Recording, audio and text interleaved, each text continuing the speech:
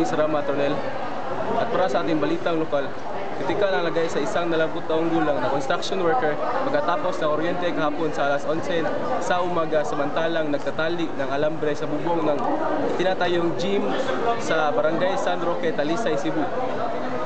Si Jome Pananganan, taga Sitio Libo, Barangay Mohon at construction worker sa subcontractor sa Tuanzon Construction na ang nag-construct na sa itinayong gym.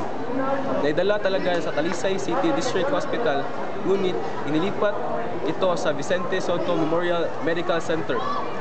Ang kagawad sa barangay na si Rafael Chan ay nagkanayo na ang badminton gym ay nakalagay sa gilid ng kalsada malapit sa linya sa Visayan Electric Company or VECO.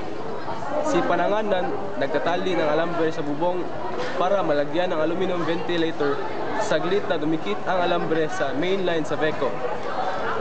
Ayon kay Chan, nakadinig siya ng putok sa taas ng bubong.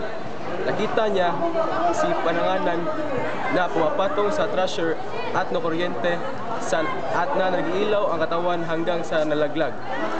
Ito si Anthony Gudjo nag-uulat, kidlat sa bilis,